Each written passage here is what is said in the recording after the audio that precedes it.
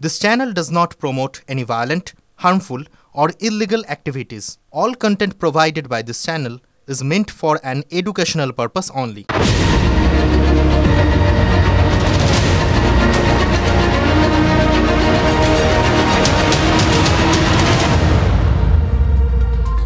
अब की बार সীমান্ত পার ভাবছেন তো এই নতুন স্লোগানটা আবার কোত্থেকে এলো এটা তো এখনো শুনিনি শোনেননি কারণ বিজেপি নেতারা এখনো এরকম কোনো স্লোগান দেননি কিন্তু দেননি বলে যে দেবেন না এরকম কোনো গ্যারান্টিও দেওয়া যাচ্ছে না দেখুন যারা বিভিন্ন পাড়ায় পাড়ায় ওই ময়লা আবর্জনা কুড়োতেন আবর্জনাগুলোকে ডাম্পিং গ্রাউন্ডে পাঠাতেন তাদের মধ্যে একটা বড় অংশকে যে সীমান্তে ডাম্প করা হয়েছে এটা তো গত কয়েকদিনে আপনারা সবাই মোটামুটি জেনে গেছেন মানে আমি একটা অংশের কথা বললাম এর বাইরেও অসংখ্য পেশার অসংখ্য লোকজন রয়েছে বাড়িতে যারা বিভিন্ন সময়ে গৃহিণীদের সহায়িকার কাজ করতেন তাদের হঠাৎ করে উধাও হওয়ার খবর আপনারা সেটাও জেনেছেন মানে যেখান থেকে যত লোক উধাও হয়ে যাচ্ছে এই গত কয়েকদিনে বুঝতে হবে হ্যামলিনের ওই বাঁশিওয়ালার মতো আমাদের সীমান্ত তাদের ডেকেছে সবাই গিয়ে ওই সীমান্তে জড়ো হয়েছেন এবার গত কয়েকদিনে বাংলার যে একের পর এক জনপদ খালি হয়েছে আর সীমান্তে যে ভিড় বেড়েছে এর কারণ এটা বুঝিয়ে দাও আমাদের চোখে আঙুল দিয়ে আমাদের দেশের অবস্থাটা কী ছিল আমাদের রাজ্যের অবস্থাটা কী ছিল আর যারা ওখানে যায় গেছেন তাদের ওই ভিড় করে থাকাটা কেন এটাও খুব অবাক লাগছে জানেন তো মানে দেখুন সাধারণত কি হয় দুটো জিনিস হতে পারে যদি অবৈধভাবে যারা এদেশে ঢুকেছেন অর্থাৎ সোজা কথা অনুপ্রবেশকারী তারা ধরা পড়েন তাহলে তাদের নর্মালি নিয়ে গিয়ে গ্রেপ্তার করে ওই আদালতে পেশ করা হয় তারপর আদালতের নির্দেশ অনুযায়ী যা যা করা হয় সেগুলো তো করা হয় খানিকটা শাস্তি পায় কিছুদিন জেল খাটে তারপর তাদের বলে যে ডিপোর্ট করে দাও ওই ঘাট ধাক্কা দিয়ে এদেশ থেকে বার করে দাও এবার সেটা কজনকে করা হয় কজনকে করা হয় না সেটা নিয়ে একটা অন্য বিতর্ক আছে কারণ সেটা যদি করা হতো তাহলে অনুপ্রবেশকারী কাম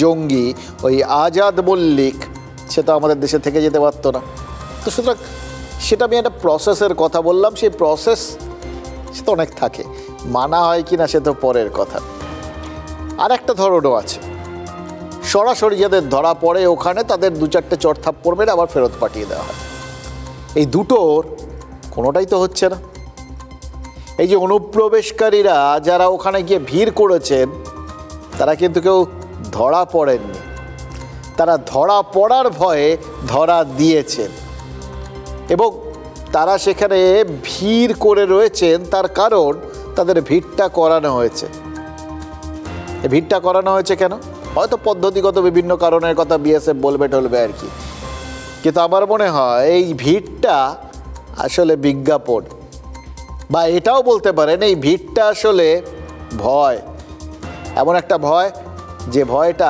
চারপাশে ছড়িয়ে যাবে দেখবেন ওই কোথাও মাঝে মধ্যে যদি কাক ঠাক মেরে ঝুলিয়ে দেওয়া হয় না কাকেরা প্রথমে প্রচুর ভিড় করে সেখানে আসে কিন্তু তারপর আর ত্রিসীমানায় যায় না অর্থাৎ একটা স্যাম্পল দিয়ে বাকিদের মধ্যে ভয় ধরিয়ে দেওয়া এটাও সেরকম এবার সেই ভয় ছড়ানোর বিজ্ঞাপনে যে কাজ হয়েছে সেটা তো বোঝা যাচ্ছে প্রত্যেক দিন নতুন নতুন বিরাট বড় সংখ্যক লোকজন মানে বাংলাদেশিরা তারা এই সীমান্তগুলোতে ভারত ছাড়ার জন্য ভিড় করছেন দেখে এর মধ্যে কয়েকজন আবার ভিন রাজ্যেরও আছে সেটা পরে বলছি তো ন্যাচারালি ভিড়টা বেড়ে গেছে এবার তো ভিড়টা হালকা করতে হবে কার্যসিদ্ধি তো হয়ে গেছে যে কারণে ভিড়টা করা হয়েছিল সেটা হয়ে গেছে তাই জন্য আজকে দেখা গেল যে ওই জমা হওয়া বাংলাদেশিদের ট্রাকে করে তুলে নিয়ে যাচ্ছে বিএসএফ নিয়ে যাচ্ছে কোথায় হাকিমপুরের কাছে আমুদিয়া বলে একটা জায়গায় যে জায়গাটায় বিএসএফ আর বিজিবি বর্ডার গার্ড বাংলাদেশ এই দু দেশের সীমান্তরক্ষী বাহিনীর আউটপোস্ট রয়েছে মানে সোজা কথায় যেখানে দু দেশের বর্ডার গার্ডদের চৌকি রয়েছে সেখানে নিয়ে গিয়ে বিএসএফ হাকিমপুরে যে সমস্ত বাংলাদেশিরা শুয়ে বসেছিলেন তাদের বিজিবির হাতে তুলে দিয়েছে ভাবুন তো এই দৃশ্যটা এর আগে কোনোদিন দেখেছেন ট্রাকে করে অনুপ্রবেশকারীদের তুলে নিয়ে ফেরত পাঠিয়ে দেওয়া হচ্ছে পহেলগাঁও হামলার পর সারা দেশে পাকিস্তানি আর বাংলাদেশি নাগরিক চিহ্নিত করতে বলেছিল স্বরাষ্ট্র মন্ত্রক। সেই সময়ও তো এই ছবিটা দেখা যায়নি, বরং কয়েকটা ক্ষেত্রে এ রাজ্যের বাঙালিকে বাংলাদেশি ভেবে জোর করে বাংলাদেশে পাঠানোর চেষ্টা হয়েছিল, পুশব্যাক করা হয়েছিল। তারপর ভুল বুঝতে পেরে ফের দেশের নাগরিকদের ফিরিয়ে নিতে বাধ্য হয়েছিল বিএসএফ। কিন্তু এরকম কনফিডেন্টলি ট্রাক ভর্তি করে এদেশ থেকে ওদেশের লোক পাঠিয়ে দেওয়া, এটা তো একদম নতুন একটা ছবি। আসলে ওই বললাম না, যখন ভুল করে পুশব্যাক করে ফিরিয়ে নিতে বাধ্য হয়েছিল বিএসএফ, তখন মনে হয়েছিল এই তো পুরো পচাশা মুখে পা কাটলো। এখন কিন্তু আর সেই পচাশা মুখে পা কাটার কোনো সম্ভাবনাই নেই, কারণ এখন বাংলাদেশিদের খুঁজে বের করতে হচ্ছে না, তারা নিজেরাই এসে হাজির হচ্ছে, ধরা দিচ্ছে।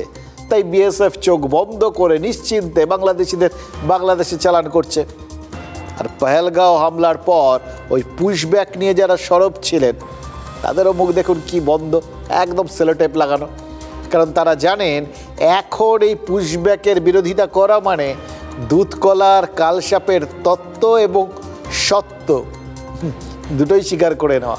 সুতরাং হাকিমপুর সীমান্তে বসে এই দুদিনে যারা যারা স্বীকার করছিলেন, মানে বাংলাদেশিরা, যে 10 বছর বা 15 বছর আগে এদেশে এসে অবলীলায় এখানকার নথিপত্র তারা বানিয়ে পেয়ে নিয়েছে, এমনকি রোকেয়া বিবির মতো কেউ কেউ স্বীকার করেছিলেন যে ভোটার বা আধার কার্ড তো নিমিত্ত মাত্র, এগুলোকে দেখিয়ে তারা লক্ষ্মীর ভাণ্ডারের মতো সরকারি প্রকল্পের টাকাও বেমালুম হজম করেছেন, তাদের সপক্ষে বলার লোক খুঁজে পাওয়া যাচ্ছে না। ওই এসআইআর শুরুর আগে তৃণমূল যতই বলুক যে একজন ভোটারের নাম বাদ গেলেও তারা দক্ষযোগ্য বাঁধাবে, তারাও তো ওই রোকেয়া বিবির মতো যারা একদম মানে পরিষ্কার স্বীকার করে নিচ্ছেন 2টো ভোট দিয়ে ফেলেছেন, কেউ 3টে ভোট দিয়ে ফেলেছেন, তা সেই ভোট দেওয়া লোকজনকে, সেই ন্যায্য নাগরিকদের, কাগজপত্র থাকা নাগরিকদের এইভাবে যে বাংলাদেশে ফেরত পাঠানো হচ্ছে, কোনো রকম প্রতিবাদ নেই। কারণ যারা নিজের মুখে স্বীকার করেছে তারা অবৈধভাবে দেশে থাকছিল, তাদের বৈধতা দেওয়ার চেষ্টাটা কোনো রাজনীতির পক্ষেই সম্ভব নয়। কারণ তারা জানেন সেটার একটাই নাম দেয়া হয় তখন, রাজনৈতিক হারাকিরি, আত্মহত্যা, জাপানি স্টাইলে। একটা বাংলাদেশি মুসলমান আর রোহিঙ্গা প্রথমে ভোটার তালিকায় থাকবে না, তারপরে বিজেপি এসে বুলডোজারের মাথায় তুলে কাঁটা তারের উপরে ফেলবো। অবৈধ বাংলাদেশি আর রোহিঙ্গাদের ফেরত পাঠাবেন বলেছিলেন শুভেন্দু অধিকারী, তা নিয়ে বিতর্ক হয়েছিল। যারা এক কাপড়ে সবকিছু ফেলে দিয়ে চলে এসেছিল উদ্বাস্তু হয়ে, তারা তো দেশের নাগরিক হিসেবে গণ্য হয়েছে। যারা দেশের নাগরিক নয়, ফরেনার্স, তাদের বিরুদ্ধে অবশ্যই অ্যাকশন নেওয়া উচিত, যদি মনে করেন ভারত সরকার এটা আমাদের হাতে নেই। রাজনৈতিক এই চাপান উত্তরের মাঝেই এসআইআর এলো। ভারত বাংলাদেশ সীমান্তের হাকিমপুরে ভিড় জড়ো হলো। বাংলাদেশ যাচ্ছেন তো? বাংলাদেশ যাওয়ার জন্য এসেছি। কেন? শুনছি মানে দেশে এরকম হবে, সবাই চলে যাচ্ছে, বাংলাদেশের লোক কোনো থাকছে না। ভারতে কবে এসেছিলেন? 12 বছর আগে এসেছিলাম। ভারতে এসে 10 বছর। বছর আগে আসছিলেন কি করে? সুরাই এসেছিল লোক, যেরকম আছে আমরা এরকম এসেছিলাম। অনুপ্রবেশকারীদের সত্যি সত্যি ফেরত পাঠানো হলো। বিএসএফ ফেরত পাঠালো 3টে ট্রাকে করে। হাকিমপুর থেকে ট্রাকে তোলা হয় বাংলাদেশিদের, নিয়ে যাওয়া হয় বিএসএফ এর ক্যাম্পে। ক্যাম্পে অনুপ্রবেশকারীদের বায়োমেট্রিক তথ্য নেয় বিএসএফ। তথ্য গ্রহণের পর আমুদিয়া গেট দিয়ে পুশব্যাক, বাংলাদেশিদের তুলে দেওয়া হয় বিজেপির হাতে। বাংলাদেশিদের ফেরানোর সেই প্রক্রিয়া হাকিমপুরে যখন শুরু হয়, তখনই ক্যামেরাবন্দি হয় ট্রাক বোঝাই করে তাদের নিয়ে যাওয়ার ছবি। দেখুন, প্যারাডাইম শিফট বলে না একটা কথা আছে, জানেন তো, যার মানে ছোটোখাটো বদল নয়, একদম খোল নলচে বদলানো, আমূল পরিবর্তন। যে ধারণাটা বছরের পর বছর ধরে মানুষ বহন করে চলেছে, তাতে সজোরে একটা ঘা দেওয়া। এই হাকিমপুর সীমান্তের এই ছবিগুলো সেরকম একটা ঘা। দেখুন, এদেশে অনুপ্রবেশকারী আছে, সবাই জানতেন। এদেশে অনুপ্রবেশকারীরা আমাদের দেশের সম্পদ ভোগ করছে, সবাই জানতেন। এই অনুপ্রবেশকারীরা কোনো কোনো সময় দেশের সার্বভৌমত্বর পক্ষে ক্ষতিকারক হয়ে যেতে পারেন, আমাদের দেশের জন্য এরা সর্বনাশ ডেকে আনতে পারেন। এটাও সবাই জানতেন। কিন্তু এদেশ থেকে অনুপ্রবেশকারীদের যে কোনোভাবে ঘাড় ধরে বের করে দেওয়া হবে, মানে বের করে দেওয়াটা উচিত, এটা সবাই মানতেন, এটাও সবাই মানতেন। কিন্তু মানলেও সেটা যে আদৌ হতে পারে এটা বিশ্বাস করতেন কি? ফলে এখন যখন ওই বাংলাদেশিদের ঘাড় ধরে বাংলাদেশে ফেরত পাঠানোর ছবি সবাই দেখছে, তখন চারপাশের পরিবেশটা বদলে যাচ্ছে। এক, অনুপ্রবেশকারীর সংখ্যা কত, এই প্রশ্নটা সবার মনের মধ্যে উঠতে শুরু করেছে। এটা সীমান্তগুলোর ছবি এদেশের ভোটারদের কাছে কিন্তু পরিষ্কার করে দিচ্ছে, কারণ এগুলো তো স্যাম্পল। এর বাইরেও বহু লোক আছেন, বহু বাংলাদেশি অনুপ্রবেশকারী আছেন যারা ইতিমধ্যেই হয়তো ওই ফাঁকা সীমান্ত দিয়ে বিভিন্ন জায়গা দিয়ে ঠিক যেভাবে ঢুকেছিলেন সেইভাবে পালিয়েছেন। আর দুই, যারা এখনও বিশ্বাস করছেন যে ওই পরিচয়পত্র যেগুলো যা পেয়েছিলাম সেগুলোকে দিয়ে এখানে ভোটাধিকার বা অন্যান্য নাগরিক অধিকারগুলো ওগুলো আপাতত গঙ্গার জলে ভাসিয়ে দিই, এখানে মানুষের মধ্যে মিশে থাকাটাই যথেষ্ট। ঢুকেছিলেন যখন তখন তো খাতায় কলমে কিছু লেখা হয়নি, ফলে এখন মিশে গেলে তাদের আলাদা করে খুঁজে পাওয়া যাবে কি না, মানে এটা ওই তারাই করছেন যারা একটু বেশি দুঃসাহসী, অকুতভয় যাদের বলে আর কি। তো তারা এইভাবে থেকে হয়তো গেছেন। মানে এই দুটো দল বাদ দিয়েও যে পরিমাণ এখানে সীমান্তে ভিড় করেছেন তাতে একটা আন্দাজ তো ইতিমধ্যেই সবাই আপনারা পেয়ে গেছেন। আর দুই, যারা এদেশের ভোটার আদৌ নয়, যারা কখনো না কখনো বাংলাদেশ থেকে এদেশে ঢুকেছিল, তারাও তো বুঝতে পারছে এই সুযোগ ফিরে যাওয়ার। কারণ এরপর অনুপ্রবেশকারী হিসেবে চিহ্নিত হলে জেলে থাকতে হবে অথবা ওই ডিটেনশন ক্যাম্পে থাকতে হতে পারে, সেই ভয়টা তো পরিষ্কার সবার মনের মধ্যে ঢুকে গেছে। আর এই ভয় থেকে এই লুকিয়ে থাকা অনুপ্রবেশকারীদের মধ্যে একটা ভয়ঙ্কর মনস্তাত্ত্বিক চাপ তৈরি হয়ে গেছে। এদের মধ্যে একটা মানসিক দ্বন্দ্ব চলছে, থাকবো কি থাকবো না। তাও যে না বাবা থেকে লাভ নেই, এরপরে কি হবে, এখন যখন সবাইকে ঘাড় ধাক্কা দিয়ে বিএসএফই বার করে দিচ্ছে, ওখান দিয়ে পালিয়ে যাওয়াটাই ভালো। এবার এই যে ভাবনাটা, এটা কত দূর মনের মধ্যে এদের ছাপ ফেলেছে সেটা কখন বোঝা যায় জানেন? যখন বললাম একটু আগে, যেখানে এসআইআর হচ্ছে না সেই সমস্ত রাজ্য থেকেও কেউ বাংলাদেশে ফিরে যাওয়ার জন্য বউ বাচ্চা নিয়ে ওই সীমান্তে পৌঁছে গেছে, সেইটা দেখলে। হায়দ্রাবাদে গেলেন, ট্রেনে করে গেছিলেন? ট্রেন করে গেছে। টিকিট হয়েছিল আপনার নামে? হ্যাঁ। কোনো কাগজ, আপনার ভোটার কার্ড বা আধার কার্ড দেখাতে হয়নি? कुछ हो ना। तो आया कैसे बांग्लादेश से? आया अभी आदमी आ रहा, उनका संगत आ गया। हैदराबाद में उसको काम आपको किसने दिलाया? दिलाया नहीं, उधर मुसलमान है, वो उनको घर का लेबर का काम है, वो लेबर का काम किया, सीमेंट का काम। 5-6 साल होता। तो 5-6 साल में तो बांग्लादेश भी लौटे होंगे? एक बार भी नहीं गए? नहीं है, अभी इधर का सरकार नहीं रह सकते, बाहर का आदमी हो बोल के हम चले जा रहे हो। হায়দ্রাবাদের সংখ্যালঘু মহল্লায় ঘাপটি মেরেছিল যে বাংলাদেশি, সে সীমান্ত পার করে পশ্চিমবঙ্গ থেকে সোজা হায়দ্রাবাদ পৌঁছলো কি করে? কোনো পূর্ব পরিচিতের সাহায্য যদি না থাকতো, কি করে সে ট্রেনের টিকিট কেটে দক্ষিণ ভারতের ট্রেনে চেপে বসেছিল? কি করে জানতো যে ওখানে গেলে আশ্রয় পাওয়া যাবে, ওখানে মানুষের মধ্যে মিশে যাওয়া যাবে, থাকা যাবে, খাওয়া যাবে? এবার সেই উত্তরটা পাওয়া না গেলেও একটা বিষয় তো পরিষ্কার, হায়দ্রাবাদের সংখ্যালঘু মহল্লায় থাকতে যে বাংলাদেশি নিজের মায়ের ভাষা ফেলে হিন্দি শিখেছিল, সে বাংলাদেশে ফেরার সময় সেই হিন্দির মায়াটা কাটাতে পারেনি। সামনে আরেকজন বাঙালিকে দেখেও সমানে হিন্দি চালিয়ে গেছে। এবার হিন্দিতে কথা বলার চেষ্টা কেন? দেখুন, ঠেলায় না পড়লে যেরকম বেড়াল গাছে ওঠে না, তেমনই বাঙালি যে শখ করে হিন্দি বলে না, সেটা তো গড়পাড়ের বাসিন্দা লালমোহন গাঙ্গুলি আমাদের শিখিয়ে দিয়েছিলেন। মনে আছে আপনাদের সেই সোনার কেল্লায়? দূর মশাই, এই বাংলা ছেড়ে কেউ এরকমভাবে হিন্দি বলে?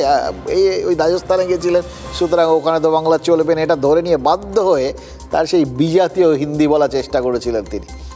তার মানে এই সালামতুল্লাহর মতো বাংলাদেশিরা ঠেলায় পড়েই হিন্দি শিখেছে এবং হিন্দি বলেছে। হায়দ্রাবাদে হিন্দি বললে নিজেকে উত্তরপ্রদেশ বা বিহারের মুসলিম বলে চালানো যেত, কিন্তু বাংলা বললে বাংলাদেশি হিসেবে ধরা পড়ে যাওয়ার ভয় ছিল। মানে বুঝতে পারছেন, এরা শুধু যে ঢুকেছে, পরিচয়পত্র বানিয়েছে, সেখানেই শেষ নয়, নিজেদের আপগ্রেড করেছে যাতে ওই এই পরিস্থিতির সঙ্গে মানিয়ে নিয়ে নিজেদের থাকাটা পাকাপোক্ত করতে পারে। তারপরেও তারা এরকমভাবে ফেরত যাচ্ছে কেন? কারণ ওই ভয়। এবং এখানে এই প্রমাণ যে ওই সীমান্তে ভিড় করা ছবি চারপাশে ছড়িয়ে দেওয়ার এই স্ট্র্যাটেজিটা, বা এই মুহূর্তে গোটা দেশের বিভিন্ন প্রান্তে, মানে বাংলা তো বটেই, বিভিন্ন প্রান্তে ছড়িয়ে ছিটিয়ে লুকিয়ে থাকা বাংলাদেশিদের মনে কি পরিমাণ এই ভয়টা, এই এসআইআর কেন্দ্রিক বা ঘাড় ধাক্কা দেওয়ার বা ধরা পড়ার ভয়টা কি পরিমাণ গেঁড়ে বসেছে। আজকে যারা যারা পালিয়ে যাচ্ছে বলছে সেক্টর 5-এ আমি মেড সার্ভেন্টের কাজ করতাম, বাড়ি বাড়ি কাজ করতাম, আমি এখানে 9 বছর ধরে রয়েছি। 9 বছর ধরে কোন সরকার আছে মমতা ব্যানার্জি? এটা সম্পূর্ণভাবে বিএসএফ এর দায়িত্ব। তার কারণ যারা বেরোবার সময় দেখা যাচ্ছে, ঢোকার সময় তাদের দেখা গেল না। এবার কথা হচ্ছে এই সমস্ত বাংলাদেশিরা ফিরে যাওয়ার পর কি হবে, এটাই হচ্ছে আসল প্রশ্ন। এখন পর্যন্ত তো আমরা বুঝতে পারছিলাম যে এরা হচ্ছে ভোটার তালিকার ভুতুড়ে ভোটার, মানে সেই অর্থে বৈধ চেহারা নেওয়া আসলে ভুতুড়ে ভোটার। আরেক দল ভোটার আছেন যারা প্রকৃতই ভুতুড়ে ভোটার, মানে ধরুন যারা মারা গেছেন তাদের নামগুলো রয়ে গেছে, তাদের হয়ে ভূতেরাই এসে ভোট দিয়ে যায়, এটা আমরা বুঝে গেছি। কিন্তু এদের নিজেদের নামেই এরা ভোট দিতে আসেন, যদিও সেই ভোটাধিকারটা এদের পাওয়ার কথা না। সুতরাং এরা জ্যান্ত ভুতুড়ে ভোটার। এবার এরা তো বাদ গেলেন। ওই এসআইআরের কল্যাণে এখন পর্যন্ত যা জানা যাচ্ছে, একটা বড় সংখ্যক মোটামুটি ওই মৃত ভুতুড়ে ভোটার, মানে অরিজিনাল ভূতেরা, তারাও বাদ যাবেন ওই ভোটার তালিকার থেকে। তাহলে পড়ে থাকবে কি? এবার তো ধরে নিতে হবে যারা পড়ে থাকবে তারা একদম খাদিন সোনা, 24 ক্যারেট ভোটার। এবার সেই সোনা পিটিয়ে গয়না গড়ানোর চেষ্টা যারা করবেন তারা তো শ্যাকরা নন, তারা নেতা। বিভিন্ন রাজনৈতিক দল তাই এসআইআরের পর মৃত অবৈধ ভোটারহীন যে ভোট ব্যাংক, সেইটাকে তাদের সেই পুরনো সামাজিক ধরনে বা এখন পর্যন্ত চরিত্রগত ধরনে যেভাবে একজোট করা যায়, অর্থাৎ রাজনৈতিকভাবে যে বিষয়টাকে করা যায় সেইটার দিকে ঝুঁকবে, মানে একত্রিত করতে চাইবেন। বিজেপি সেই কাজটা এসআইআরের আগের থেকেই করার চেষ্টা করছে দীর্ঘদিন ধরে। তাদের হিন্দুত্ববাদ তারা ছড়িয়ে দেওয়ার চেষ্টা করেছে এই আশার থেকেই যে হিন্দুরা এবার একত্রিত হবেন। সেই জন্যই তারা বলে গেছিলেন যে এসআইআর হলে অনুপ্রবেশকারীরা পালাতে বাধ্য হবেন বা তাদের চিহ্নিত করে ফেরত পাঠানো হবে। এটা বলেছিলেন তার কারণ তাদের মনে হচ্ছিল এটা বললে এ রাজ্যের হিন্দু ভোট জমাট বাঁধবে। তৃণমূল কি করেছিল? 2 মাসের মধ্যে এসআইআর এর কাজ শেষ করা সম্ভব নয়, বহু বৈধ ভোটার এর ফলে বাদ পড়তে পারেন, এই কথা বলে রাজনৈতিকভাবে তার এসআইআর এর বিরোধ করেছিল, এমনকি আদালত পর্যন্ত দৌড়েছিল সময় বাড়ানোর জন্য।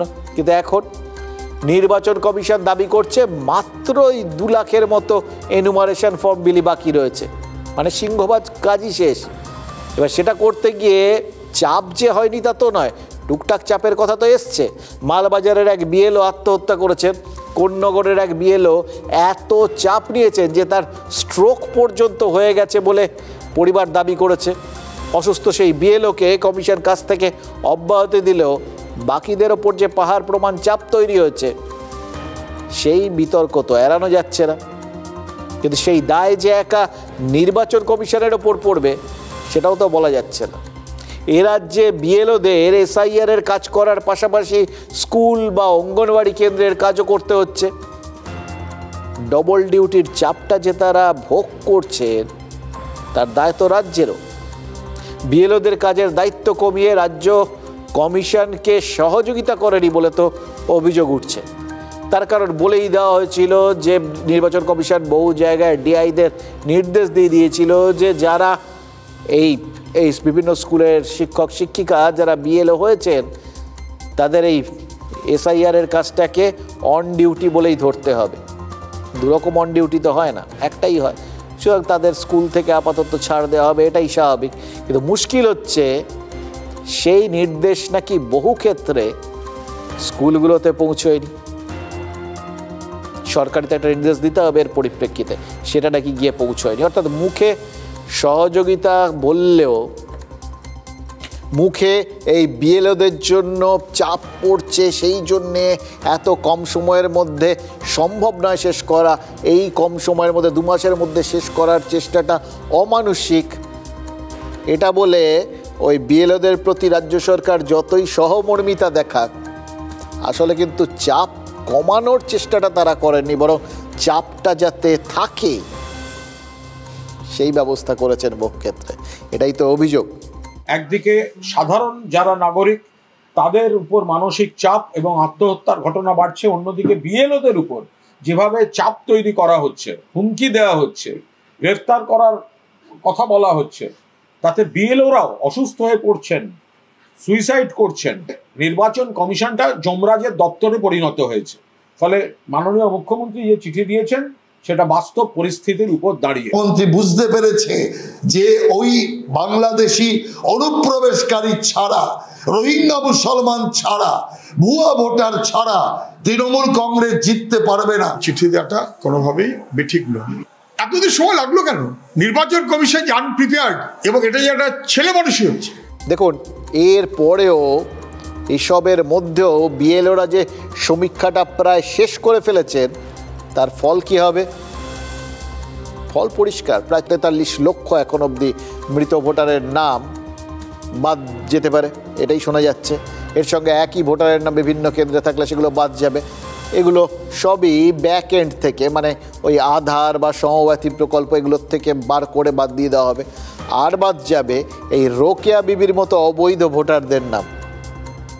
যারা পড়ে থাকবেন তারা হিন্দু বা মুসলিম যাই হন না কেন, তারা এদেশের নাগরিক, এটা তো মানতে হবে। এর মধ্যে যে টুকটাক খাত থাকবে না তা না, কিন্তু বলতে হবে যে এসআইআর মোটামুটি সোনাটাকে খাদহীন করেছে। এখন যেটা পড়ে আছে এটা 24 ক্যারেট, এটাই সবাইকে স্বীকার করতে হবে, এটাকে অস্বীকার করার কোনো উপায় নেই। এবার এই যে সোনার তালটা পড়ে থাকবে, 24 ক্যারেট সোনার তাল, এদের মতামত কোন দিকে যাবে? কোমর ফাঁস হয়ে যাওয়া। যত এসআইআর হবে মমতা বন্দ্যোপাধ্যায়ের মুখোশটা পুরো খুলে যাবে। এবং আমরা যে কথাটা বারবার বলে আসছি বছরের পর বছর ধরে, মানুষ হয়তো অনেকটা বিশ্বাস করতেন না, হয়তো বলতেন মমতা যেরকম করতে পারে, যে পশ্চিমবঙ্গকে পশ্চিম বাংলাদেশ বানানোর যে পরিকল্পনা, সেই পরিকল্পনা চলছে এবং মমতা বন্দ্যোপাধ্যায়ের জ্ঞাতসারেই চলছে। এবং মমতা বন্দ্যোপাধ্যায় তার পুরো পার্টির ইকোসিস্টেম দেশদ্রোহিতার কাজ করছে। দেখুন, এই মতামত কোন দিকে যায় এটার ওপরেই বেশ করেই কিন্তু ভোট ব্যাংক বলে একটা শব্দ তৈরি হয়েছে। কোনো ভোট ব্যাংক রেডিমেড আছে, কোনো ভোট ব্যাংক তৈরি করার চেষ্টা হচ্ছে। কোন কোন ভোট ব্যাংকের কথা মোটামুটি আমরা শুনি। আজকে একদম পুরো সহজ সরলভাবে আমাদের ভোটের জায়গাটা বিশ্লেষণ করছি, কারণ ধরে নিচ্ছি তো খাত চলে গেছে, যা আছে খাঁটি, সুতরাং বিশ্লেষণ করতে কোনো অসুবিধা নেই, রাজনৈতিক বিশ্লেষণ। দেখুন, আমাদের রাজ্যে সচরাচর 3 ধরনের ভোট ব্যাংক থাকে। এক, ওই মহিলা ভোট ব্যাংক। 2, এই মতুয়াদের মতো ভোট ব্যাংক। আর 3, সেটার মধ্যে মানে আপনারা ওই মানে এর মধ্যে মতুয়াদের সঙ্গে সঙ্গে আপনারা রাজবংশী এদেরও একটু ধরতে পারেন, কিন্তু বড় সংখ্যাটা মতুয়া বলেই ধরতে হবে। আর 3, যে ভোট ব্যাংকের কথাটা সবাই জানেন, সবাই ব্যবহার করেন, সব দলই কোনো না কোনো সময় ব্যবহার করেছেন বা বিরোধিতা করার চেষ্টা করেছেন যার, কিন্তু চট করে তাদের নামটা পরিষ্কার করে কেউ উল্লেখ করেন, সংখ্যালঘু বলা হয়। মুসলিমদের এই যে একটা আলাদা করে রাখা হয়েছে, মুসলিম কথাটা বললে কীরকম যেন আমাদের ওই ধর্মনিরপেক্ষ আইডেন্টিটিতে আঘাত লাগে, এরকম একটা ব্যাপার করে দেওয়া হয়। এইটার থেকেই না আমরা ওরা থাকে ওপারের মতো মুসলিমদের আলাদা করে রেখেছি, এবং এই জায়গার থেকে এই ধরনের সোজাসাপটা জিনিসটাকে হিন্দুদের মতো মুসলিমরাও আছেন, একইভাবে তাদের বিচার করা হচ্ছে। যদি হিন্দুদের বিচার করা যায়, মুসলিমদেরও বিচার করা যেতে পারে। এই স্বাভাবিক সত্যটাকে অস্বীকার করতে গিয়ে না, এটা ছুতমার্গের মতো করতে, এটা একটু স্পর্শকাতর বিষয়, এরকম ব্যাপার আর কি। এই করতে গিয়ে আমরা আমাদের সাম্প্রদায়িক সম্প্রীতির গোড়াতেই আগুন জ্বালিয়ে দিয়ে বসে আছি। বিশ্বাস করুন, এটা দায় যেরকম রাজনৈতিক নেতাদের, ঠিক একইভাবে দায় হচ্ছে হয়তো আমাদের সবারই। কারণ এই বিষয়টা কম বেশি সবার মধ্যেই রয়েছে। এটা মুসলিমদের মধ্যেও রয়েছে, এটা হিন্দুদের মধ্যেও রয়েছে। এটাই হচ্ছে সমস্যা। এবার দেখুন, এই যে মুসলিমদের এই সময় যে একটা অদ্ভুত পরিস্থিতি তৈরি হয়েছে এই এসআইআরকে কেন্দ্র করেই, এই যখন এরকম ঝাঁকে ঝাঁকে এই বাংলাদেশিরা এই দেশ ছাড়ছেন, তখন যারা এ দেশের ন্যায্য নাগরিক যে মুসলিম সমাজ, তারা কি কোথাও অস্বস্তিতে ভুগছেন না? তারা কি কোথাও গিয়ে আইডেন্টিটি ক্রাইসিস, মানে নিজেদের অস্তিত্বের সংকটে ভুগছেন না? তাদের মধ্যেও কি একে অন্যের দিকে একটু বেঁকা চোখে তাকাচ্ছেন না? এ বাংলাদেশি নয় তো? খেয়াল করে দেখুন কিভাবে গোটা বিষয়টা একটা অস্থিরতা তৈরি হয়ে যায়।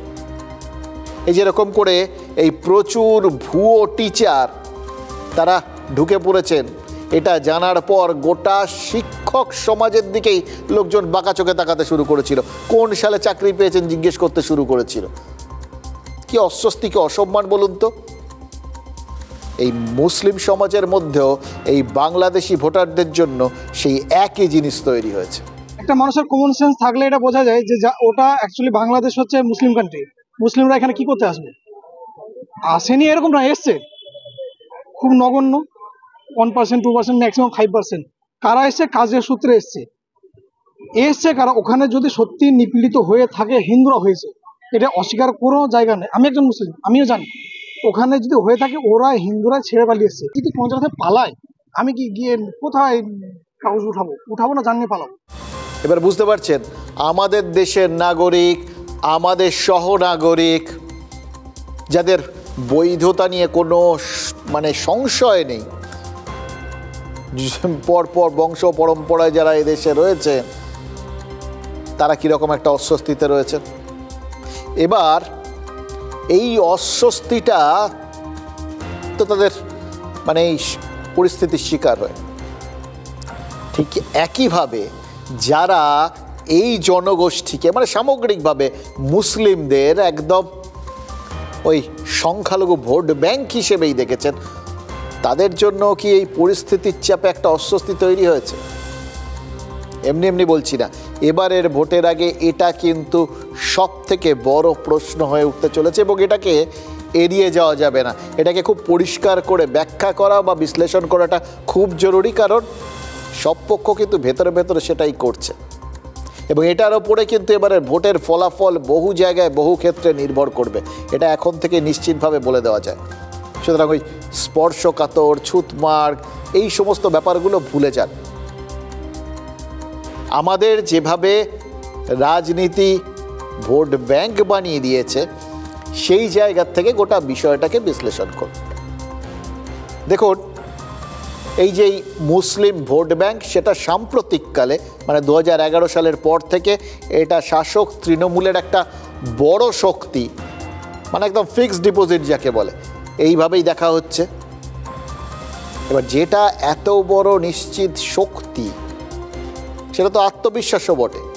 ভোটের আগে মোটামুটি নিশ্চিত হয়ে তারা নামতে পারেন যে ও ঠিক আছে, আমরা এই এত কদম 76 কদম এগিয়ে আমরা দৌড়টা শুরু করছি, এইভাবে তারা ভাবতে পারেন। কারণ ধরে নিন 76টা কেন্দ্রে মুসলিমরাই মোটামুটি ফলাফল নির্ধারণ করে দিতে পারেন, জয় পরাজয়ের ফারাক করে দিতে পারেন, এত বেশি সংখ্যায় তারা উপস্থিত রয়েছে। এবার এটা তো যে কোনো দলের ক্ষেত্রে একটা বিরাট বড় ভরসা এবং প্রতিপক্ষ দলের ক্ষেত্রে এটা তো একটা বিরাট বড় অস্বস্তি বা মনস্তাত্ত্বিক চাপ। এই যে বারবার বলা হয় 30% আমাদের রাজ্যের যে মুসলিম ভোট সেটা পকেটে নিয়ে শুরু করছে, মানে 100 মিটার দৌড়ে আগে 30 মিটার এগিয়ে তারা শুরু করছে তৃণমূল।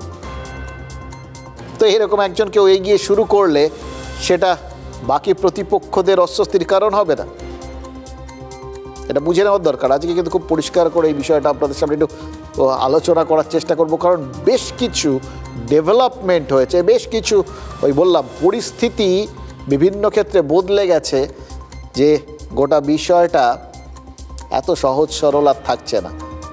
ওই নিশ্চিন্তে কাউকে 30 মিটার দূরে আর দাঁড় করিয়ে দেওয়া যাচ্ছে না। দেখুন, এবার এই মুসলিম ভোটই ভাগাভাগির একটা অঙ্ক তৈরি হয়েছে।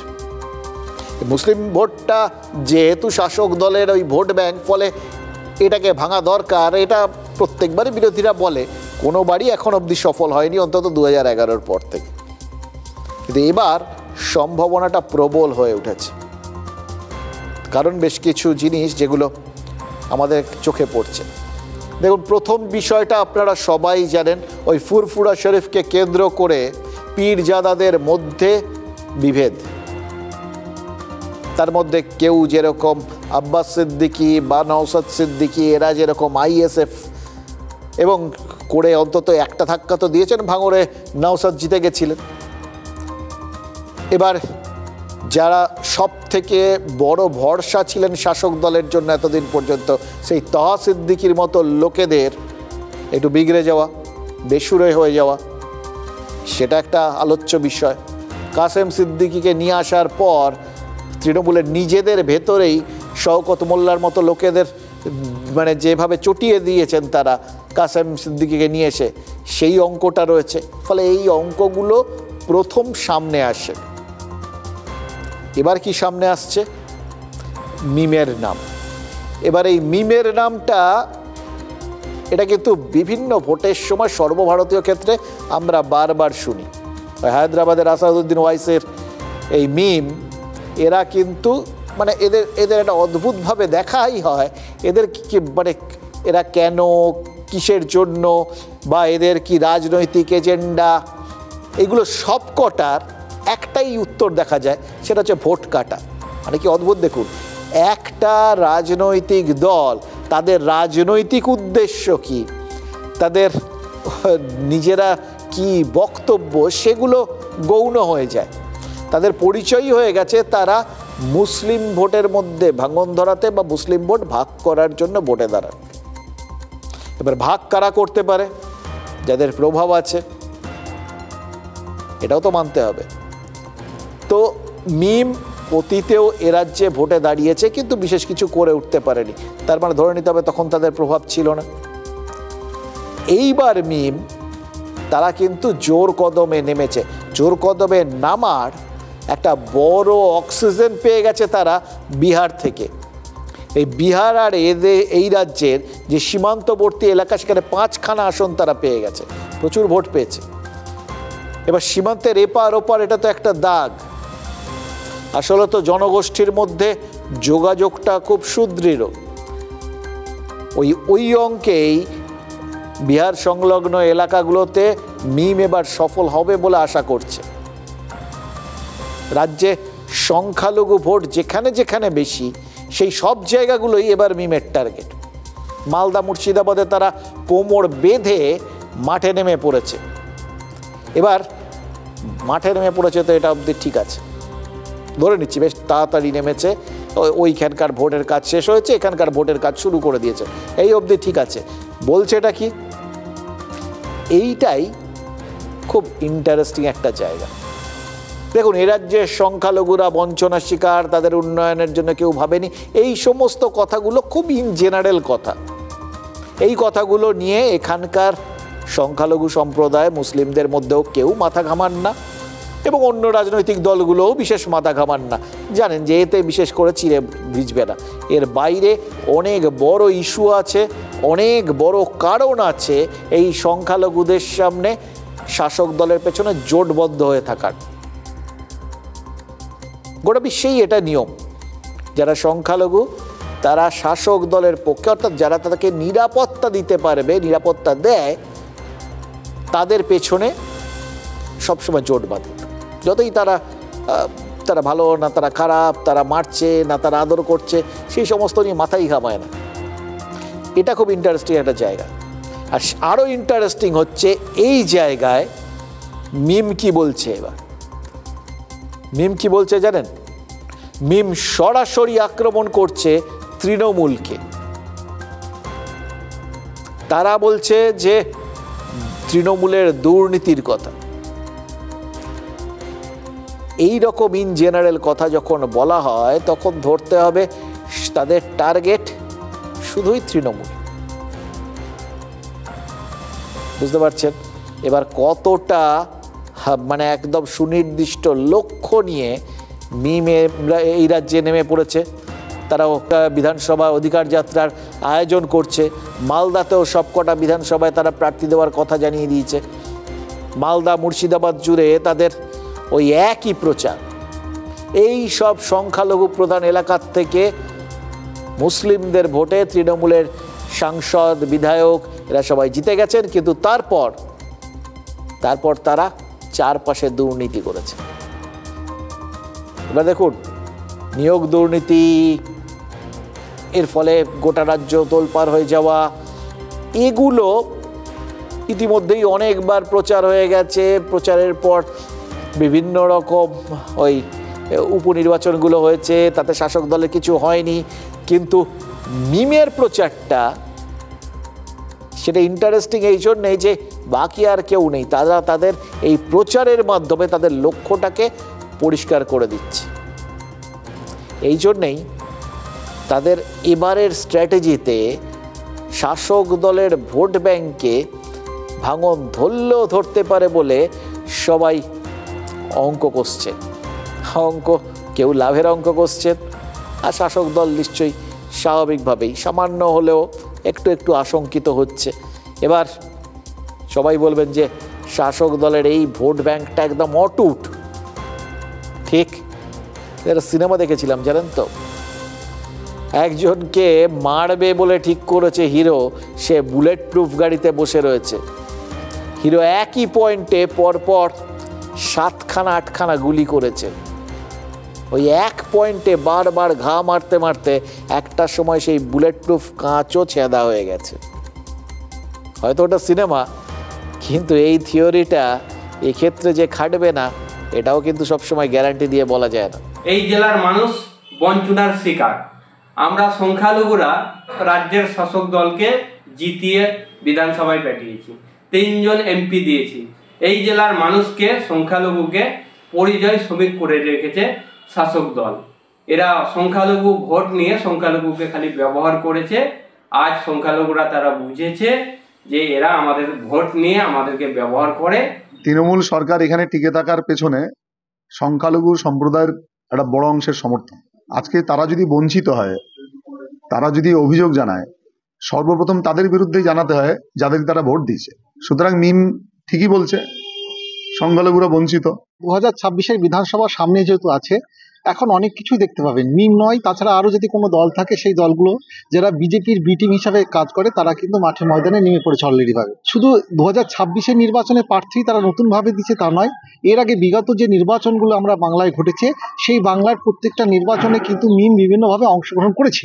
দেখুন, 2011-এর বিধানসভা ভোটেও অবশ্য মিম মুর্শিদাবাদে একটা চেষ্টা চালিয়েছিল, তবে সেবার মিমের অভিযান হেলায় ঠেকিয়ে দিয়েছিল শাসক তৃণমূল।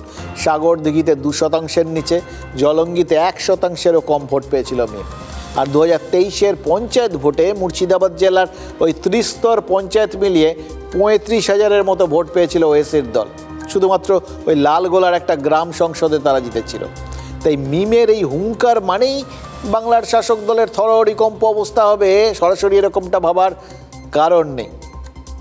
কিন্তু ওই বললাম, একই জায়গায় যদি একাধিক আঘাত আসতে শুরু করে তখন কি হবে? শাসকের সংখ্যা কিন্তু বাড়ি দিতে পারে পরপর বেশ কিছু ঘটনা। একদিকে যেরকম ওই সংখ্যালঘু ভোটে থাবা বসাতে মিম ময়দানে নেমে পড়েছে যেটা বললাম, ঠিক সেরকমই সংখ্যালঘু ভোট হারানোর আশঙ্কাটা আরও বাড়িয়ে দিয়েছেন দলের বিধায়ক হুমায়ুন কবির। ঘটনাচক্রে হুমায়ুন তো মুর্শিদাবাদেরই বিধায়ক। বেশ কিছুদিন ধরেই তার সাথে তৃণমূলের যেন ঠিক বলে না, ব্যাটে বলে হচ্ছে না, সেরকম ব্যাপার আর কি। সম্পর্কটা ঠিক যাচ্ছে না, বরং দলকে বেশ খানিকটা বেগই দিচ্ছেন ভরতপুরের বিধায়ক। তো এবার বিদ্রোহী হুমায়ুন জানিয়ে দিয়েছেন দলনেত্রীর সংহতি দিবসের মঞ্চে তিনি থাকছেন না। এটাও বড় কথা না, তিনি যেরকম সারাক্ষণই উল্টো রাস্তায় চলেন তাতে নাই থাকতে পারেন, এতে খুব একটা কেউ অবাক হতেন না। কিন্তু তার বদলে তিনি কোথায় থাকছেন, এখানেই আসল ব্যাপারটা লুকিয়ে রয়েছে। তার বদলে ওই দিন নিজের কেন্দ্রে বাবরি মসজিদের শিলান্যাস করবেন বলে ঘোষণা করেছেন হুমায়ুন। সেখানে কি আমন্ত্রিত থাকবেন জানেন? আব্বাস সিদ্দিকী। এবার চমকালেন তো। দেখুন, তৃণমূলের বিরুদ্ধে যুদ্ধ ঘোষণা করেই আইএসএফ তৈরি করেছিলেন আব্বাস। এবার তিনি মুর্শিদাবাদে যাচ্ছেন বিদ্রোহী তৃণমূল বিধায়কের অনুষ্ঠানে। সংখ্যালঘু ভোট নিয়ে শাসকের রক্তচাপ বাড়াটা কিন্তু তাই এবার একটু হলেও স্বাভাবিক লাগছে। বাবরি মসজিদের একটা ভিত্তি স্থাপন করা হবে, কাজে আমাদের রাজ্যের মুখ্যমন্ত্রী বা আমাদের সর্বভারতীয় সাধারণ সম্পাদক যেটা সংহতি দিবস পালন করবেন সেদিনকে আমি উপস্থিত থাকতে পারবো না। আব্বাস সিদ্দিকীকেও ইনভাইট করব। আব্বাস সিদ্দিকী কথা দিয়েছেন, আব্বাস সিদ্দিকী যাচ্ছেন বলা হয়েছে, এখন পর্যন্ত কনসেন্ট তো দিয়ে রেখেছেন। আব্বাস সিদ্দিকী ফুরফুরা শরীফের একটা পীরজাদা, যারা মুসলিমদের মানে ইম্পর্টেন্ট ব্যক্তি, তাদেরকে দিয়ে এটা করা হয়। হুমায়ুন কবির সাহেব একজন আপাদমস্তক রাজনীতিবিদ, এটা অস্বীকার করার কোনো জায়গা নেই। একাধিকবার তিনি নির্দল থেকে দাঁড়িয়েও তিনি তার শক্তি দেখিয়েছেন বা প্রকাশ করেছেন, বা অন্যান্য রাজনৈতিক দলে ছিলেন। তো সুতরাং তিনার প্রতিটা পদক্ষেপই তো পলিটিক্যাল হবে, এটা স্বাভাবিক ব্যাপার। দেখুন, এই ভোট ব্যাংক শব্দটা নিয়ে বহু বিতর্ক আছে জানেন তো, কিন্তু যখন কোনো জনগোষ্ঠী প্রায় একসঙ্গে ভোট দিয়ে একটা দলের প্রতি তাদের সমর্থন জানায়, তখন তাদের ভোট ব্যাংক বলা যায়। এই শব্দটা তখনই ব্যবহার হয় আর কি।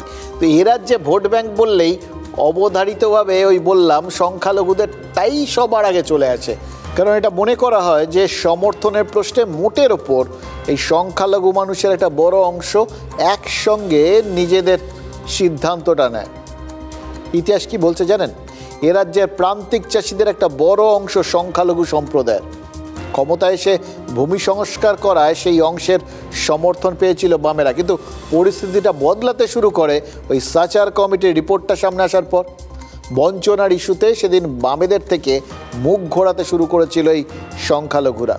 সঙ্গে বামেদের জমি নীতি নিয়েও একটা আশঙ্কা তৈরি হয়েছিল, ফলে আস্তে আস্তে সমর্থনটা সরে। এবার সংখ্যালঘু মানুষদের সমর্থনের বদলটা সেদিন নিশ্চিত করেছিলেন সিদ্দিকুল্লাহ চৌধুরীর মতো নেতারা।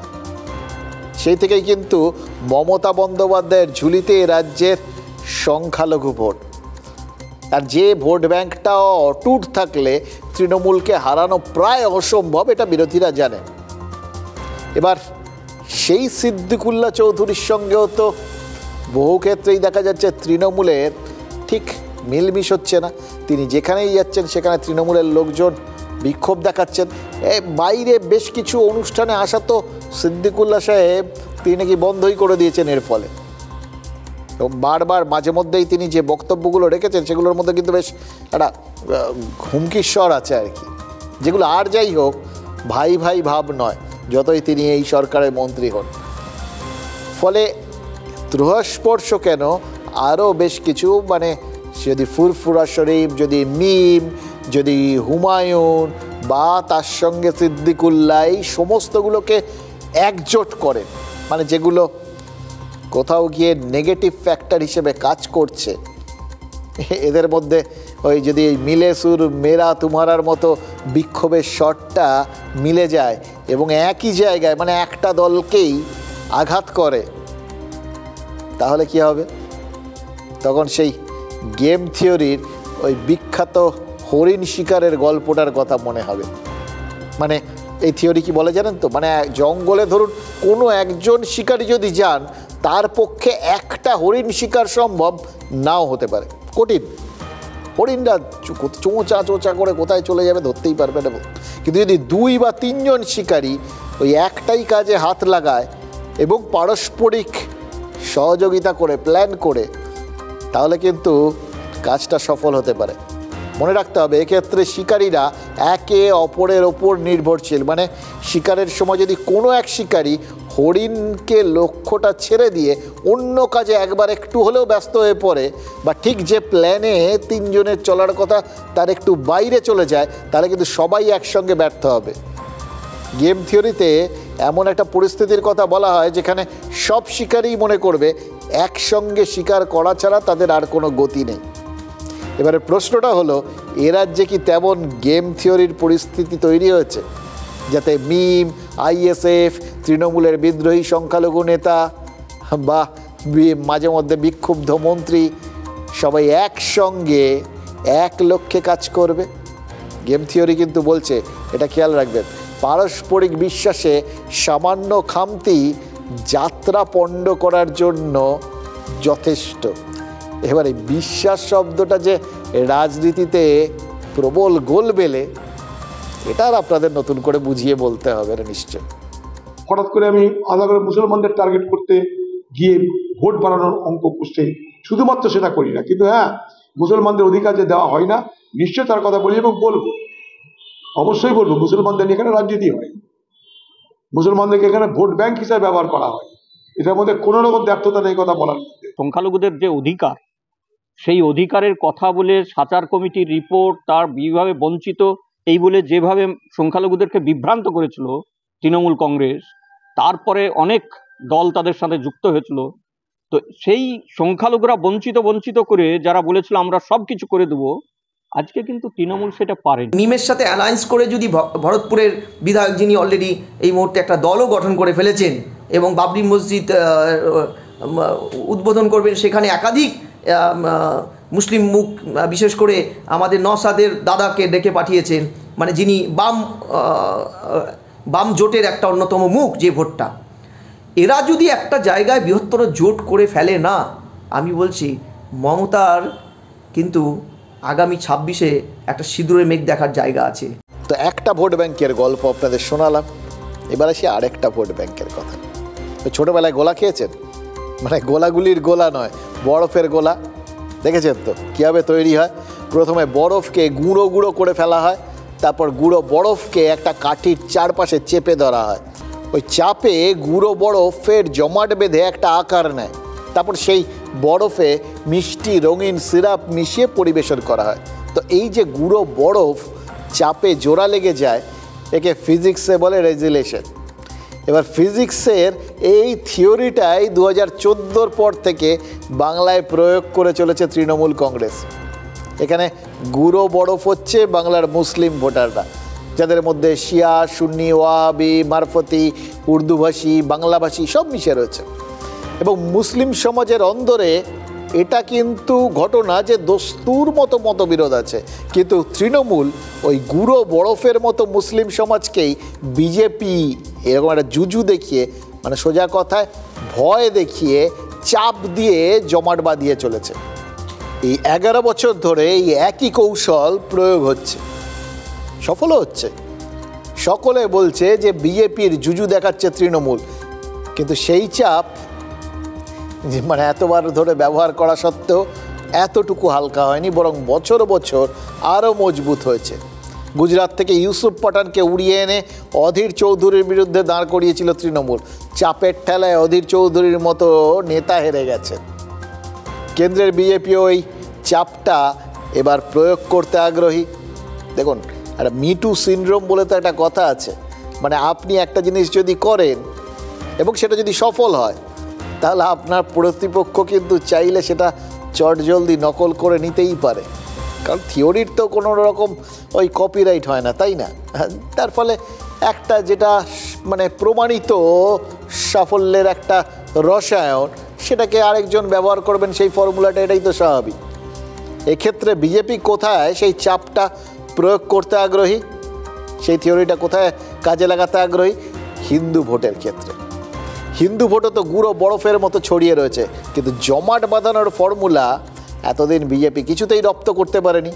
হিন্দু ঐক্যের কথা বলা হয়েছিল, বাঙালি হিন্দুরা সেরকমভাবে সাড়া দেননি। বিশেষ করে মুসলিমদের যেভাবে বিজেপির ভয় দেখিয়ে একজোট করতে পেরেছেন মমতা বন্দ্যোপাধ্যায়, এতদিন হিন্দুদের সেভাবে মুসলিমদের ভয়টা দেখানো যায়নি। 2024 পর্যন্ত এটা চলছিল। কিন্তু তারপর এলেন একজন ভদ্রলোক,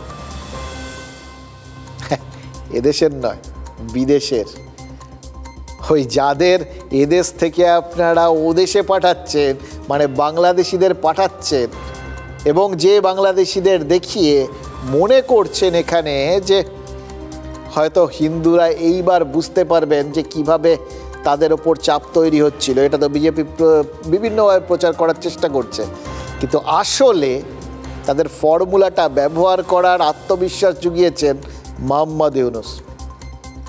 বাংলাদেশে হিন্দু নিপীড়ন এ রাজ্যে বিজেপির কাজটা সহজ করে দিয়েছে। বুঝতে পারছেন, মোহাম্মদ ইউনূসকে গোপনে একটা পুরস্কার কিন্তু বাংলার পদ্মনেতারা দিয়ে দিতেই পারেন। মানে বাংলাদেশের মৌলবাদী শক্তি যারা ইউনূসের মদতে আর কি বিরাট শক্তিশালী বেশি হয়েছে আর কি, তারা বিজেপির সেই চাপের ফর্মুলা হয়ে গেছে, যা পশ্চিমবঙ্গে গুঁড়ো বরফের মতো হিন্দু ভোটকে একজোট করতে পারে। আর তারপর এসআইআর শুরু হতেই ওই বললাম যেভাবে বাংলাদেশিরা পালাচ্ছেন, তাতে তো বাংলায় বিজেপির কাজটা আরও সহজ হয়ে গেল। মানে তারা পারে বাংলাদেশিদের হাঁটিয়ে দিতে, এটা বুঝিয়ে দিতে পেরেছে। ফলে ফিজিক্সের চাপের থিওরি হিন্দু ভোটারদের মনে রাসায়নিক বিক্রিয়া ঘটিয়ে যাচ্ছে কি না, এটা কিন্তু এখন বড় একটা ধোঁয়াশা হয়ে আছে। যদি হয়, মানে হবে, এই আশাতেই তো বিজেপি নিয়মিত অনুঘটকের যোগান দিয়ে আসছে। আজ বঙ্গ বিজেপির প্রায় সব নেতা গণহারে একটা ভিডিও ভাইরাল করে দিয়েছে। কার ভিডিও বলুন তো? শ্রীরামপুরে জমিয়ে থাকা এক বাংলাদেশির সগর্ব স্বীকারোক্তি। শ্বশুরের নাম দিয়ে আপনি ভোটার কার্ড করেছেন, কত সালে করেছেন এইভাবে? এটা 2002 পরে হয়েছে, 2003 সালে এরকম। আপনি কি আদৌ ভারতীয় বাসিন্দা ছিলেন? না না, ভারতীয় বাসিন্দা নয়। ভারতীয় বাসিন্দা বলতে আমি এসেছি আমার মানে একটা দুর্ঘটনার ক্ষেত্রে আমি এখানে এসেছি, ঠিক আছে? দুর্ঘটনা বলতে আমাকে কিডন্যাপ হিসাবে এখানে মানে নিয়ে আসা। কত সালে এসেছিলেন বাংলাদেশ থেকে? ওটা তো আমার তখন তো বাচ্চা, তো তখন আমার কোনো ছিল না, জ্ঞান ছিল না কত সালে হয়েছে। কত বছর আগে এসেছেন? মোটামুটি আমার এখানে আসা হয়ে গেছে 35-এর উপরে হয়ে গেছে। কোথায় ছিলেন প্রথমে? হাওড়া তপসিয়ায় ছিলাম, ওখান থেকে এসে আমতায় ছিলাম, আমতার থেকে বাংলান চরপুরে ছিলাম, তারপরে বিয়ে শাদী করে এইখানে আছি ফুলগাছি। এই যে শ্রীরামপুর কি করে তৈরি করছে যে ভোটার কার্ড আধার কার্ড? ওটা তখন আমাদের গ্রাম থেকেই আর কি করা হয়ে গেছে। শ্বশুরের নাম দিয়ে হয়েছে? হ্যাঁ, না, শ্বশুরের নাম দিয়ে কি করা হয়েছে? যখন আমার বিয়ে শাদী হয়ে গেছে সে কোথায় যাবে? এই যে এখন এসআইআর ফর্ম ফিল আপ করেছেন? হ্যাঁ, এসআইআর ফর্ম ফিল আপ করেছি, যত আমার কাছে ফর্ম এসছে ওই জন্য আমি ফিল আপ করেছি আমার শ্বশুরের নাম। কিন্তু এক্ষেত্রে সেটা তো কার্যকর হবে কি? এবার কার্যকর না হয় এবার কি করে বলবো বলুন আমরা? এরপর তাহলে কি করবেন? ডকুমেন্টস কি করে দেবেন বাবা? এবার দেখা যাক কি করা যায়, আর কি বলবো, আর এত উত্তর কিছু সেরকম কিছু নেই। হ্যাঁ, এখন দেখা যাক। কে কে আছে ফ্যামিলিতে আপনার? ফ্যামিলিতে আমার দুটো মেয়ে আছে, একটা ছেলে আছে, আমি আমার ওয়াইফ। সমস্যায় পড়লেন তো? সমস্যা বলতে হয়তো যদি পড়ি আমি একা পড়বো, আমার তাদের তো সব আছে। হ্যাঁ, আমার ওয়াইফের 2002 সালে ভোটার লিস্টে আছে, তার বাবা মা সবই এখানে আছে, তাদের প্রবলেম নেই, প্রবলেম আমার হবে। 2002 সালে ভোট দিয়েছিলেন? কে আমি? হয়তো পঞ্চায়েত ভোট দিয়েছি, হ্যাঁ, আপনার ভোট দিতে পারিনি, তখন হয়তো বাইরে ছিলাম আমি কাজের জন্য, কেন খেটে খাওয়া মানুষ, হ্যাঁ, কাজের জন্য বাইরে যেতে হয়, তার জন্য আমি ওই সময় হয়তো রাজস্থানে ছিলাম, প্যান্ডেলের কাজ করেছি, হ্যাঁ, ওই সময় রাজস্থানে ছিলাম। যদি ওই সময় থাকতাম হয়তো আমার 2002 সালের ভোটার লিস্টে আমার নাম থাকতো। আপনার নামটা? খলিল মোল্লা, মোহাম্মদ খলিল মোল্লা। আমির খানের দিল চলচ্চিত্রে অনুপম খেরের একটা বিখ্যাত ডায়লগ ছিল, যে থাপ্পড় চোখে দেখা যায় না, যার আওয়াজ পাওয়া যায় না, সেই থাপ্পড়ে আঘাত লাগে বেশি। শতাব্দী রায় তো 4 বারের জেতা সাংসদ, তিনি দাঁড়িয়ে দাঁড়িয়ে দেখলেন যে তৃণমূলের অঞ্চল সভাপতি বলরাম বাগদিকে তার সামনেই বেদম পেটালো বিরুদ্ধ গোষ্ঠীর লোকজন। বলরাম বাগদি অনুব্রত মণ্ডলের ঘনিষ্ঠ। এবার ভাবুন, কেষ্টর ঘনিষ্ঠকে ওই বীরভূমে পেটানোর স্পর্ধা কাদের হয়? একজনেরই হতে পারে, কাজল শেখ। এবার স্পর্ধা বলে স্পর্ধা, বলরাম বাগদিকে মারের হাত থেকে বাঁচাতে গাড়িতে তুলে নিয়েছিলেন ওই সাংসদ শতাব্দী রায়, সেই গাড়ির ওপরেই হামলা চালায় ওই বিক্ষুব্ধ বিরুদ্ধে গোষ্ঠীর লোকজন। একেবারে আইডিয়াল ওই মরছে তৃণমূল মারছে তৃণমূল পরিস্থিতি। কিন্তু সেই মারামারির কারণ কি জানেন? গাংটে গ্রামে এসআইআর সহায়তা শিবির হয়েছিল, সেই শিবির পরিদর্শনে গেছিলেন সাংসদ, কিন্তু গিয়ে সত্য দর্শন হয়ে গেল। কি মনে হয় আজকের পর ওই সহায়তা শিবিরের ছায়া ভোটাররা মারাবেন? অবশ্য জেলাটা বীরভূম, তো ভোটাররা সহায়তা শিবিরের ছায়া মারাবেন কি মারাবেন না সেই কথা ভেবে তো গোষ্ঠী কোন্দলের মহান কর্মসূচিকে স্থগিত রাখা যায় না। বীরভূমে বহু ভোটার বুথের ছায়া মারাতে পারেন না বলেই তো বিরোধীরা অভিযোগ করেন। ওটাই তো দস্তুর। 2018-র পঞ্চায়েত ভোটে শুধু ভোটার নয়, বিরোধী প্রার্থীদের জন্যও নাকি রাস্তায় উন্নয়ন দাঁড়িয়েছিল, তাও ভোটের দিন নয়, ওই মনোনয়ন তোলার দিন থেকেই। ভোটারদের জয় করা হয়ে গেছে, বিরোধীদের হারানো হয়ে গেছে, তাহলে কি সব শেষ? না, যুদ্ধ করার প্র্যাকটিসটা তো ছেড়ে দিলে চলে না। শীতকাল তো চলছে, তাই না? তো ওই ওয়ার্ম আপ না করলে গা ম্যাচ করবে, তাই বোধহয় অনুব্রত আর কাজল অনুগামীরা নিজেদের মধ্যে একটু লাঠি খেলা করলেন। আমাদেরই হয়তো বুঝতে একটু ভুল হয়েছে, ওই জন্যই গোষ্ঠীদ্বন্দ্ব হস্তিদ্বন্দ্ব কী সব বলছি। তৃণমূল সাংসদের সামনেই তৃণমূলের দুই গোষ্ঠীর তুমুল মারপিট।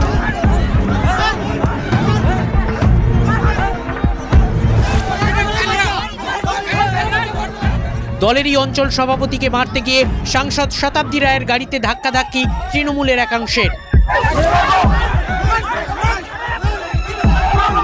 পরিস্থিতি বেগতিক বুঝে অঞ্চল সভাপতিকে গাড়িতে তুলে নেন বীরভূমের তৃণমূল সাংসদ।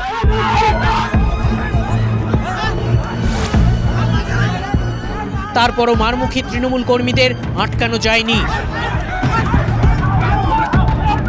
শতাব্দী রায়ের গাড়ির সামনে শুয়ে পড়ে পথ আটকানোর চেষ্টা করেন কেউ কেউ। বীরভূমে তৃণমূল আছে, তৃণমূলেই তৃণমূল মারছে তৃণমূলকেই। বৃহস্পতিবার সিউড়ি 2 নম্বর গাংটে গ্রামের এসআইআর সহায়তা শিবির দেখতে গিয়েছিলেন 4 বারের তৃণমূল সাংসদ। পরিদর্শনে গিয়ে দলের খোলাখুলি সংঘাত দেখলেন শতাব্দী রায়। গন্ডগোলে বিরোধীদের যোগ দেখেও তৃণমূল সাংসদের স্বীকারোক্তি, গোষ্ঠীদ্বন্দ্ব আছে এবং থাকবে। গোষ্ঠীদ্বন্দ্ব হলেও তো গোষ্ঠীদ্বন্দ্ব তো থাকবেই, আছেই। গোষ্ঠীদ্বন্দ্বের সঙ্গে এই লোকগুলো তো যুক্ত, যে লোকগুলোর নাম বললাম, যারা অন্য দলের। দলেরই একাংশের কাছে বেদম মার খাচ্ছেন খোদ তৃণমূলের অঞ্চল সভাপতি। রক্তাক্ত তাঁর ভাই, কিন্তু কেন তৃণমূলের দুপক্ষের লাঠালাঠি সামনে চলে এলো? স্থানীয় সূত্রে দাবি এসব অনুব্রত মণ্ডল ও কাজল শেখের গোষ্ঠীর লড়াইয়ের ফল। আক্রান্ত অঞ্চল সভাপতি অনুব্রত অনুগামী, আর যাঁরা মার দিলেন তারা কাজল শেখের ঘনিষ্ঠ। টোটাল যে বিজেপিটা, সেই বিজেপিটা পূর্ব পরিকল্পিতভাবে প্রকৃত তৃণমূল কংগ্রেস কর্মী যারা এই অঞ্চলের, আমি সহ একজনকে তো রক্তপাত করে দিচ্ছে। পায় আর যারা পায় না, যারা খায় আর যারা খায় না, তাদের লড়াই। খেলা হবে স্লোগান দিয়েছিলেন, খেলার জন্য আপনারা প্রস্তুত। আপনারা গোলকিপারটা মজবুত করুন, তাহলে সেম সাইড গোল হওয়ার সম্ভাবনা বেশি। দেখুন, ভারতীয় সেনাবাহিনী তো সবসময় পাকিস্তানকে নাগালে পায় না, যখন পায় তখন কি হয় সেটা অপারেশন সিঁদুরে দেখেছে, কিন্তু বাকি সময় নিজেদের মধ্যেই ওই মহড়া দিতে হয়, যুদ্ধ পরিস্থিতি তৈরি করে ফেলতে হয়, প্র্যাকটিস আর কি। বীরভূমে তৃণমূলের কর্মীরা না হয় দল ভাগ করে উন্নয়ন খেলছিলেন, আমরা না হয় বুঝতে ভুল করেছি, কিন্তু বনগাঁয়ে 6 তৃণমূল কাউন্সিলরের বাড়িতে কাল রাতে যে হামলা হয়েছে, কারোর বাড়িতে যে ইঁট ছোড়া হয়েছে, কারোর বাড়ির সামনে গুলি ছোড়া হয়েছে, কারোর বাড়ি লক্ষ্য করে বোমা ছোড়া হয়েছে, এটা কি করে হলো বা কোন লক্ষ্যে হলো? কোন ধরনের খেলাধুলো এটা? শাসক দলের কাউন্সিলরদের বাড়িতে হামলা, তাও 1-8 জন নয়, একেবারে 8 ডজন, একসঙ্গে 6 জন। এই সাহসটা কার হবে? এই 6 কাউন্সিলর তো এসডিওর কাছে অভিযোগও করেছেন। তবে এই 6 কাউন্সিলরই মানে দেখুন, স্বাভাবিক পরিচয়, এরা তৃণমূলের কাউন্সিলর, কিন্তু এর বাইরেও এই 6 কাউন্সিলরের একটা কমন পরিচয় আছে। এই বনগাঁ পুরসভার চেয়ারম্যান গোপাল শেঠের বিরুদ্ধে যে অনাস্থা প্রস্তাব কালকে দলের তরফ থেকে তৃণমূলই এনেছিল আর কি, তাতে এই 6 কাউন্সিলর সই করেন, মানে তারা গোপাল শেঠের অনুগামী, এটা ধরতে হবে। লোকসভা নির্বাচনে যে সমস্ত পুর এলাকায় তৃণমূল ভালো ফল করেনি, সেই পুরসভাগুলোতে তো রদবদলের সিদ্ধান্ত নিয়েছে তারা। এবার সেই অনুযায়ী একের পর এক ওই পুরসভার চেয়ারম্যানকে সরতে বলে দেওয়া হয়েছে। বনগাঁর চেয়ারম্যান গোপাল শেঠকেও সরতে বলা হয়েছিল, গোপাল নির্দেশ মানেননি, তাই তার বিরুদ্ধে দলই অনাস্থা নিয়ে এসছে। কিন্তু তাতেই 6 কাউন্সিলর সই করেননি, আর তারপরেই তাদের বাড়িতে হামলা হয়েছে। এবার কারা হামলা করেছে? ওই কোট অ্যান্ড কোট দুষ্কৃতীরা। এবার প্রশ্ন হচ্ছে, আজ যে ইট বোমা গুলি শাসক দলের কাউন্সিলরের বাড়ির সামনেও চলছে, কালকে সেটা কাকে লক্ষ্য করে চলবে? প্র্যাকটিস তো হয়ে গেছে, ফলে সেটা যে থেমে থাকবে না সেটা তো নিশ্চিত। এই জন্যেই কোথাও কোথাও কাউকে আমরা ওই বিহারের ভোট দেখে আক্ষেপ করতে শুনছি।